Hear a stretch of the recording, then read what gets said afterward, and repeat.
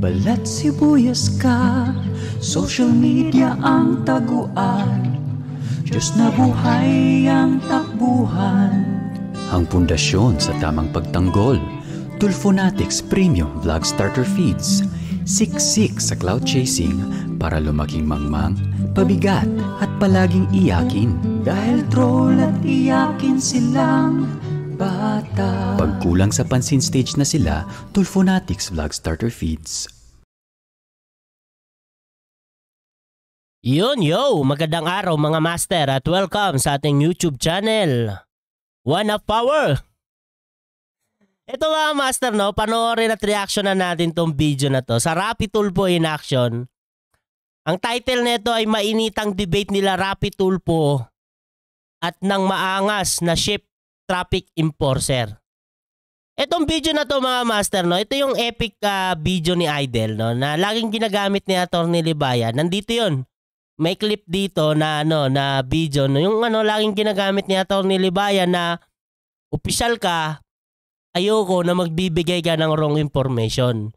You disseminating the wrong information. Galit po ako dyan. Ito yung video na yan mga master. Putik yan. Ito lang kasi, no, ngayon kasi na opisyal na si Rapi Tulfo. Ngayon na opisyal na siya. Bakit nagbibigay pa rin siya ng wrong information? Panoorin lang natin ito mga master kasi isa nga ito sa pinaka-epic ni Rapi Tulfo at gusto ko lang reaction ng itong pangyayari na to. No? Medyo matagal na rin kasi ito eh. Sipin mo, 7 years ago na to. Mga Tulfonatics, 7 years ago na to, no? Ito yung video na laging ginagamit ni Atty. Libayan. Baka hindi nyo lang alam. Ang konteksto pala ng video na to mga master, ito ay patungkol doon sa sa tawag nito sa taxi driver na nangontrata daw at binigyan ng ticket. Meron kasing lugar sa Parañaque, hindi yata lugar sa Parañaque, barang buong Parañaque yata. Nung panahon na to, bawal yung mangontrata yung mga taxi driver ng parang mamimili sila, no, mamimili sila ng sasakay sa kanila. Parang gano'n, no, nangongontrata. Basta bawal nangongontrata nung panahon na yun sa Parañaque, 7 years ago. Kaya may tinikitan at lumapit sa Rapi Tulfo in action. Eh syempre, idol yan. Action agad. Kaya nga Rapi Tulfo in action. 2 to 3 days. Pero may point naman dito si Idol. Di ko naman sinasabi na walang point dito si Rapi Tulfo. May point naman siya dito, no? Pero yun na nga, si Rapi Tulfo, mahilig kasi talagang mambastos yan ng nasa gobyerno. Kahit naman ngayon, kahit nasa gobyerno na siya, nababastos pa rin ng mga nasa gobyerno. Ano pa ba? Ano pa ba ang aasahan natin? Mga Tulfonatics. Idol niyo yan. Oh my goodness. Yun mga master, panoorin natin to at reactionan. Pero bago tayo magsimula, syempre shoutout sa inyo lahat at let's do this. Pakinggan natin si Rapi Tulfo 7 years ago. 7 years before? Ago pala. Nalito na ako. Sige, panoorin na natin to. Kailangan makilala siya. Doon sa mga taga-gobyerno, sino ba naman kayo para makilala namin? Unang bungad, kayong taga-gobyerno, sino ba naman kayo para makilala namin? Tama naman yun, Rapi Tulfo. Kumbaga, trabaho namin, obligasyon namin na kailangan makilala kayo isa-isa. Hindi. Siyempre hindi. Ang yayabang niyan, sarap niyo pagtatadyakan. Ang yayabang daw. Sino ba yung taga-gobyerno na bigla na lang susugod sa mga ahensya ng gobyerno? Tapos, maninita ng enk. Sino yan mga Tulfonatics? Magbigay kayo ng isang senador sa panahon ngayon na bigla na lang susugod sa isang ahensya ng gobyerno kagaya ng LTO na hindi naman niya hawak. My goodness. But chief kayo ng kung ano man, diba? Kailangan kilalanin natin sila. Hindi naman dapat siguro. Siguro lahat kayo maging presidente na lang para makilala namin kayong lahat. Di ba? Para sumikat? Hindi, kasi yung mga ganun magsalita, hindi mo kilala. hindi ka namin makikilala. Sino ka bang pipitsuging uhuging ipis ka? Para Pipitsugin o huging ipisin ka, no? Takbo na lang daw ng pagka-presidente. Magpresidente na lang daw lahat para makilala. Pero hindi rin. Meron naman akong kilala kahit hindi naman presidente. Nagbabalak pa lang, kilalang kilala na. Ginagawa pala, no? Gustong gawing presidente ng mga Tulponatics. Hindi pa pala presidente, no? Wala pa namang announcement galing sa kanya na siya ay tatakbong pagka-presidente. Pero sa mga Tulponatics, sure na sila. Presidente daw si Rapi Tulfo. Mga Tulponatics, mag-isip kayo ng 12 beses, no? 12 puso ko. Mag-isip kayo ng 12 beses bago kayo magdesisyon. Kung talaga bang gusto nyong gawing presidente si Rapi Tulfo, okay? Baka nahihibang lang kayo. Baka sobra lang pagkapanatiko nyo eh. Hindi nyo nakikita na yung tama sa mali. Diba? Kilala namin lahat. Para gustong makilala, tumakbo ka sa pagka-presidente. Pag nanalo ka, di makikilala ka ng lahat ng tao sa Pilipinas. Kaya lang good luck. Kaya ulul to eh. Ulul daw. Si Rapi Tulfo, mahilig naman talaga magsalita yan ng hindi magaganda, di ba? Ngayon nga yung Poncio Pilato.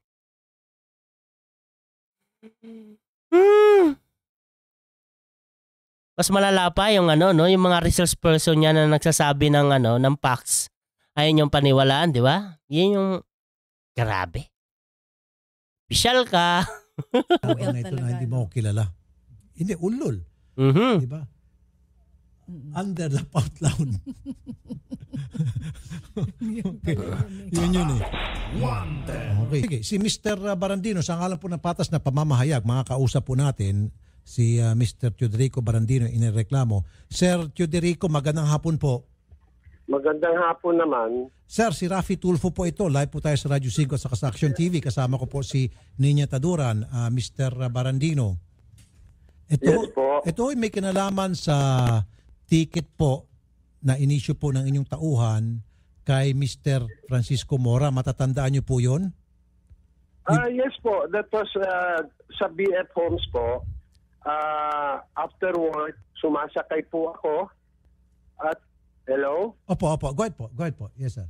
Sumasakay ka? Sumasakay ako and then sumisenyas lang siya sa akin na hindi. Opo. Hindi. Opo.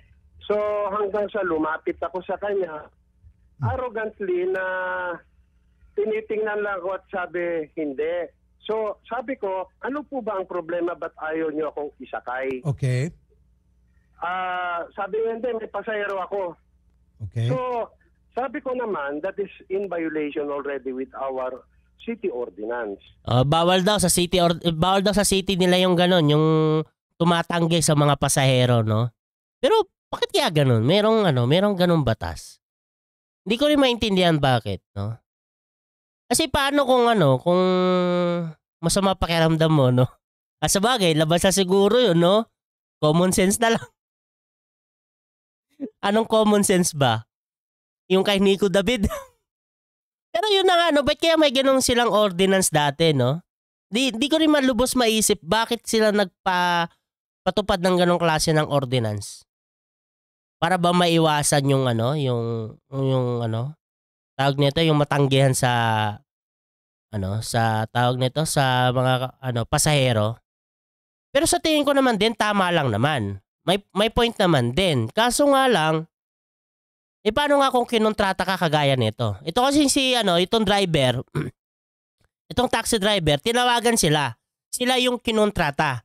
Hindi yung driver yung nakipagkontrata, di ba? No? Hindi ko rin maintindihan bakit. May point naman yun na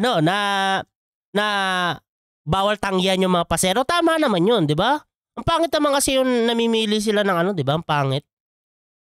Kasi yung panahon na yun, hindi pa uso yung Grab di ba? Sa tingin ko hindi pa uso yung, meron na bang Grab or Uber nung panahon na yan? 7 years ago. I think wala pa, no? Wala pang ganun. Okay. Contracting passenger po yan. Ayon sa kanya, no? Ayon sa kanya kay Barandino, contracting passenger naman 'yon.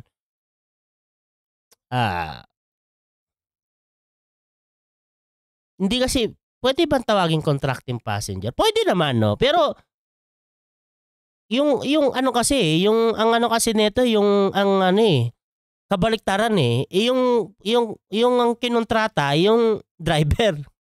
Di ba? Tapos na naman din yan Sabi ko nga sa mga tulponatics, may point naman dito si Idol. Okay? May point naman dito si Rapi Tulfo. Pero, yung pinaka-epic kasi dito na ginawa ni Rapi Tulfo, yung official ka, ayoko na nagbibigay ka ng wrong information. Tuloy natin. Naman siyang pasahero, parang nag-ano naman siya, namimili, di ba? Bakit hindi naman po slot yung... Huwag mo na tawagin si Dr. Odette. Kaya ko na ito. Sige po, go ahead po. Tapos po. Hindi naman waiting area po yun at wala naman siyang sinasabi na may pasahero daw siya. So sabi ko, bawal po yung contracting passenger at nagdi-discriminate kayo ng pasahero sakali naman na wala siyang pasahero. Okay. Now to the allegation na sinasabi na nagbanggit ako ng hindi mo ba ako kilala, sino naman ako na para magpakilala? Kung titingnan niyo po yung app ko, is nilapit ko po siya at kinakausap. Ibig sabihin, hindi ko naman po sinasabi na ako ang hepe, sakay mo ako. Hindi pwede yun. Dahil bago na po, lahat tayo sumuporta sa pagbabago ng Pilipinas. Ngayon, that is his allegation na sasabihin niya na gano'n ang allegation ko. Well, sa kanya na po yun. Tama naman, di ba? Pero kasi, ano yan nauna kasi, ito kasi yung nagsumbong yung taxi driver Siyempre, kung ano yung sumbong niya, parang yun nakasay kasi kagad yung pumasok kay Rapi Tulfo. Kaya may nasabi na ito si Rapi Tulfo na mga hindi magagandang salita. Yan kasi ang mayroon kay Idol, magbibigas kagad siya ng mga salita na hindi magaganda, pero hindi niya muna pinapakinggan, Hindi niya muna kagad pinakinggan itong kabilang side, Ito pala yung kwento ng kabilang side, hindi naman pala siya nagsabi ng ganon, di ba? Hindi naman siya umakto na parang nagpakilala siya na happy ako, dapat isakay mo ko, di ba? Iyon yung sabi niya, di ba? Kaya nga dapat pakinggan mo na yung magkabilang side bago ka magbitaw ng mga salita para hindi ka makapagsabi ng mga salita na hindi magaganda. Di ba? Hindi yung kagayang ginagawa ni Rapi Tulfo, sabi mo na ng hindi magaganda bago ka usapin yung kabila. Ano mangyayari dyan, di ba? Mga tulponatics! Yan dapat yung baguhin ni Rapi Tulfo. Pakinggan mo muna, tignan mo muna yung two side of the coin bago ka magsalita. Di ba? Para hindi ka makapagbitaw ng mga salita na hindi magaganda. Di ba? Tama naman mga tulponatics, di ba? Power, one up. Now, the doctor na lumapit sa akin, Doktora, ang sinabi ko po sa inyo, wala po, bawal po sa amin ang pumausap kung sino man ang nasa telepono po. Tawag yung pasahero ng taxi sa telepono para magpasundo. Bawal yun kasi contracting yun kung kayo po ang tatanungin. That is another case po. Hindi, yung regular taxi po natin. Hindi, kasi po itong si Mr. Mora, tinawagan po ito ni Doktora, kinontrata na po beforehand. Parang walang iniwan niya sa Grab Taxi. Okay, kinontrata na po. Hindi, sandali sir. Yung pagtawag sa Grab Taxi na para Ito mga tulponatics. Panoorin nyo to. Mainitan to. Mainit na bakbahan to. Mga tulponatics. So bagay, parang wala namang pinagbago si Idol mula noon hanggang ngayon. Ganun pa rin naman yung diskarte niya ng pakikipag-usap. Anyway. Pasundo, para pag yung tumatawag to sa MGA, tatawag mo yung MGA taxi na para kay pagsundo, pangungontratahin kung tutuusin kinukontrata mo na siya na susunduin ka at a certain place at a certain given time para ihatid kung saan man. So bawal yan sa Parañaque, is that what you're saying? Dahil pangungontrata yan? Yung Grab Taxi, yung situation po kasi ang intindihin natin. Hindi. Kaya nga sir, this is the same thing. This is the same thing sir Siya ay pinakiusapan ni Dr. Koy na sunduin. Pero nung pagsusundo, wala siyang kinuhang pasahero. He didn't pick up anybody. Hindi siya namimili, sir. In fact, nung pumunta siya doon, ang target lang talaga niyang kukunin si Doktora. Wala nang iba pa. Buti sana, sir, Buti Mr. sandali, sir. Buti Rafi. sana, sir, nung pumunta siya doon at hindi dumating si doktora, ngayon, kumuha siya ng ibang pasahero. Habang Tama naman, may point naman si Idol, no? Pero ang tanong kasi dyan, no, sa ordinansa ba, kasali ba yon? Yung kasi yung hindi natin alam, no? Ordinansa nila yan. Kung ano man yung ordinansa nila, wala naman talaga tayo magagawa dyan. Paano nga kung kasali yung, bawal din yung ganun, kasali yon? Di ba? Yung pangungontrata, magkabilang side. Di lang yung driver ang bawal mangontrata, pati din yung pasahero, bawal din mangontrata. Baka mamaya kasali yon, di ba? Pwede si ba ako doktora. magsalita po? Yes, sir. Pwede ba ako magsalita? Pwede po, sir. Yung Uber is tinatawagan po yan at sabi nga natin Uber? marami sa kanila is Uber. Sabagay, Uber naman talaga kung babasahin mo, hindi naman Uber. Uber, no? Pero may Uber na, yan na nga, Uber na nga siguro, no? Uber taxi pa siguro dati, no? Wala pa siguro yung private na Uber. I think, wala pa. 7 years ago. Wala, hindi naman kasi talaga ako nagagaya. Sabit nga lang ako sa jeep minsan. 7 years ago? Saan ba ako nagtatrabaho 7 years ago? Magpa 5 years na ako dito. Ay hindi, may motor na ako nun. 7 years ago. Nagmumotor na ako nun. unmarked.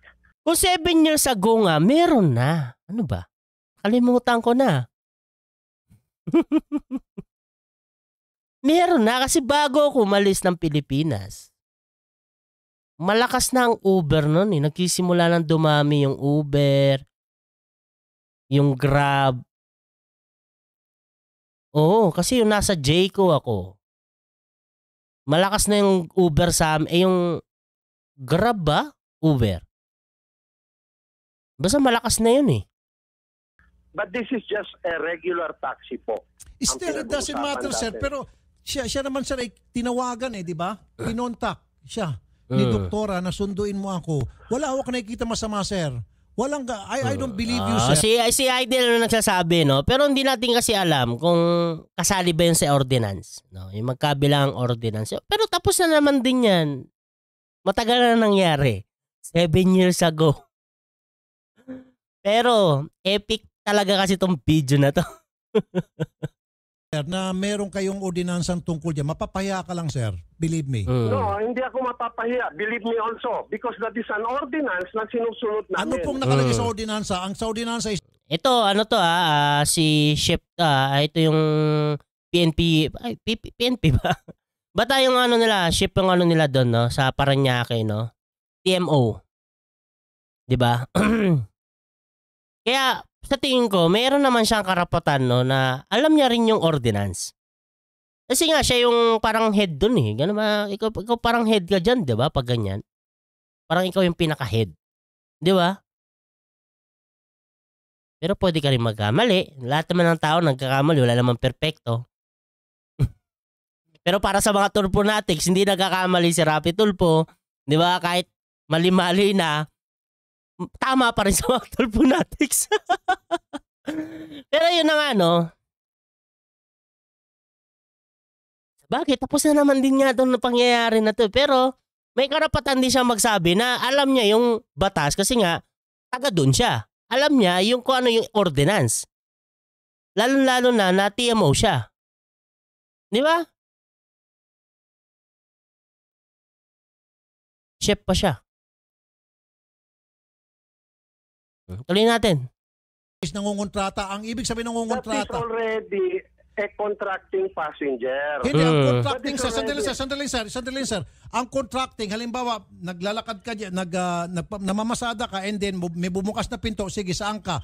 80 ba, 100 ang bayad mo dyan. Sabihin ng pasero, hindi, 80 i-metro mo. Hindi ko i-metro. 100 ang gusto kong bayad dyan. That is contracting. Pero yung tinawagan mo yung pasahero, sandali lang, sir, tinawagan ka ng pasahero at nagka-agree kayo, and then Wala naman sumagot, di ba? Pakinggan nyo ulit. Wala naman sumagot. mo yung pasahero, 100 ang gusto kong bayad yan. That is contracting. Pero yung tinawagan mo yung pasahero, sandali lang, sir, tinawagan ka ng pasahero, Wala naman nagsalita, di ba? Meron lang, shh. Parang hangin lang yun eh. Contracting. Pero yung tinawagan mo yung pasahero, sandali lang sir, tinawagan ka ng pasahero at Sadali lang, sir. Sadali lang, Idol. Diretso ka kasi. nag-agree kayo and then imimetro mo pa rin yung pagpapasada. That's not contracting kasi gagamitan pa rin ng metro eh. Yan. May point naman si Rapi Tulfo. Kaso nga lang, Idol, baka mamaya, parehas na bawal. Bawal yung kontratahin yung taxi, bawal din mangontrata yung taxi driver. Tama, di ba? Pwedeng ganun eh. Ang kontrata pag hindi mo ginamitan ng metro. Hindi.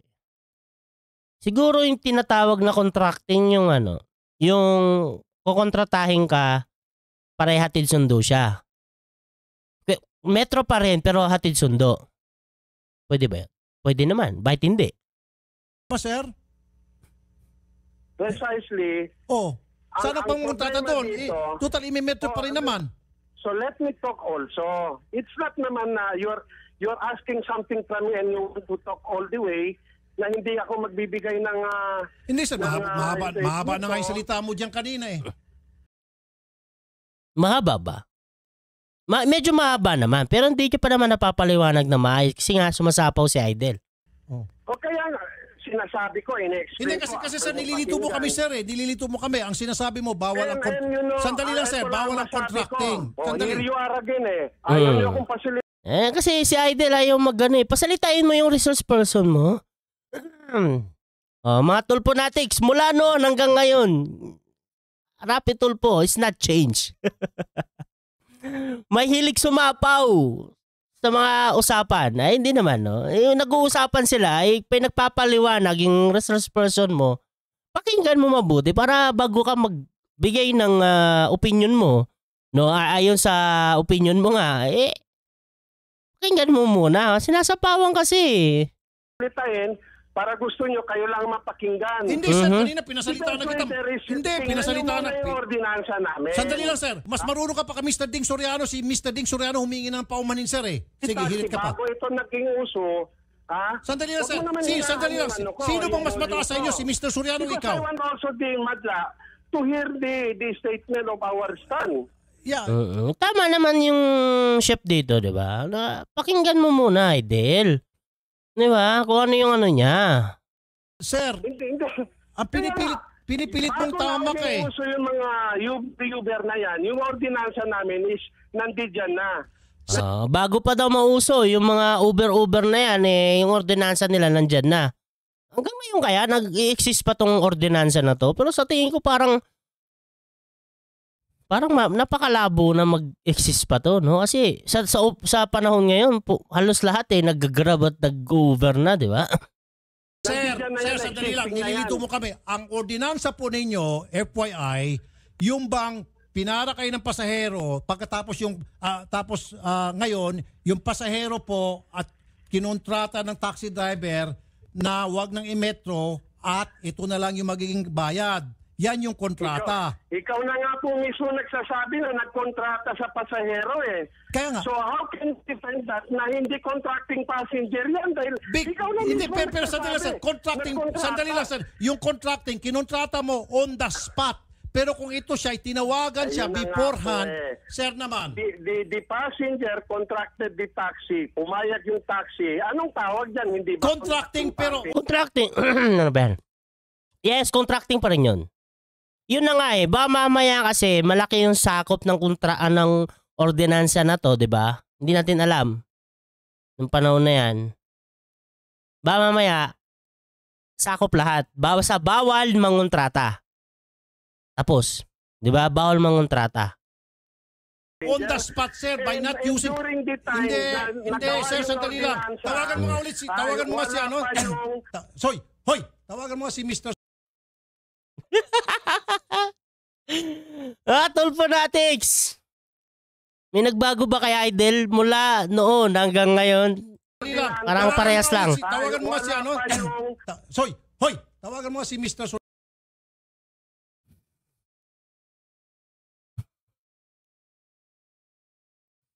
Kaya ganyan tayo sa Senate.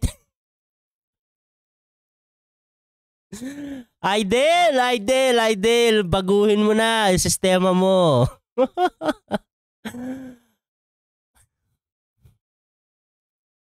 Sa Senate, pag may hearing, may nagsasalita, biglang sasapaw si Idol. Kahit senador pa yung nagsasalita, pwede po bang makisingit? Pero at least walang, hoy, bawal yan. My goodness talaga mga tulponatics. Soriano, hindi sir. Ang contracting on the spot. Okay? Ang ine-exist ni Idol, no? Ang sinasabi ni Idol, on the spot daw yung sinasabi niya na yung parang ordinansa sa Parañaque is on the spot. On the spot contracting. Tapos, hindi gagamitan ng metro, kundi kung ano yung mapag-uusapan na presyo. Walang metrong gagamitin. Yun yung sinasabi ni Rapi Tulfo na yung ordinance sa Parañaque. Pero nga lang, itong si Chef TMO, iba yung pakahulugan niya sa contracting sa city ordinance nila. Magkaiba silang dalawa ni Rapi Tulfo. Kaya nga, sa tingin ko, mas mahirap namang hindi paniwalaan yung pulis. Di ba? Kasi nga, taga doon siya. Saka siya pa yung chef doon, di ba? Idol yan. Besides from that, Hindi I sir. don't have the liability to answer you all the time. No, sir. Hindi pa si Shari yung kasama ni Idol, no? Si ano pa, no? Sino ba pangalan nito? Nakalimutan ko.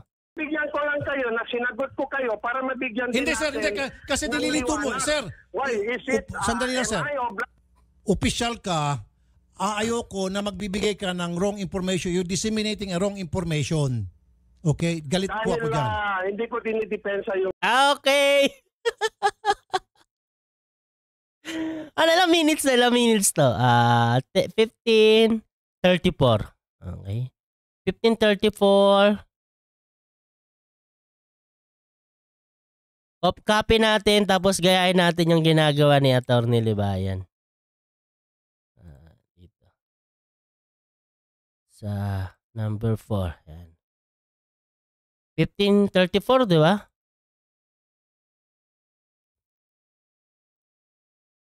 hindi ko dinidepensa yung 15:34.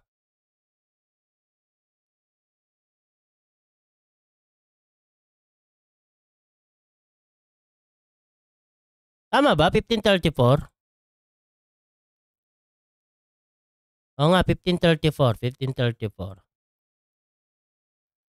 Saan ka na? 15. 15:30. Information. Okay? Ayoko na magbibigay ka ng wrong information. Okay, then palaki na lang konti. Gayahin natin yung ginagawa ni Atty. Libayan. Okay, let's do this. Opisyal ka, ayoko na magbibigay ka ng wrong information. You're disseminating a wrong information. Okay? Galit po ako dyan. Hindi ko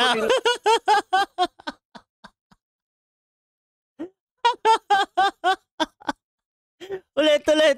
Masaya to. Yes, sir. Opisyal ka, ayoko na magbibigay ka ng wrong information. You're disseminating a wrong information. Okay? Galit po ako dyan. Hindi ko dinidepensa yung Hindi, sir.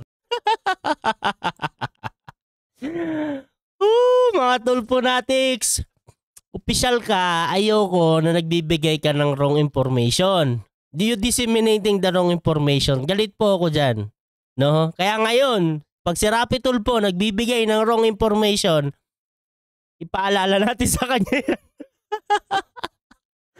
Idol, sinabi mo to 7 years ago. Ito, opisyal ka, ayoko nagbibigay ka ng wrong information. Yung parang yung reclusion perpetua mo na kaso. Yun mga master, no? Gandito na lang. Huwag na natin tapusin to, no? Medyo matagal na naman din kasi itong issue na to. Yung mga tulponatics ito, panoorin nyo na lang, no? Baka nagustuhan nyo. Kasi mukhang may point naman dito yung idol nyo. Kaso nga lang, hindi natin alam kung ano ba talaga yung totoong city ordinance. Baka mamaya kasi bawal talaga mangontrata sa magkabilang panig. Driver man yan or yung sasakay. Di ba? Baka mamaya parehas bawal. Basta bawal kontrata. Baka mamaya yun yung city ordinance nila. Hindi natin alam yan. Pero ito kasi yung epic yung official ka, ayoko na nagbibigay ka ng wrong information. You disseminating the wrong information. Galit ako dyan, Rapi Tulpo. Kaya wag mong gagawin yan. Yun mga master, hanggang dito na lang yung video natin at maraming salamat sa nanood ng ating video. Ingat po kayo palagi. God bless. Babush.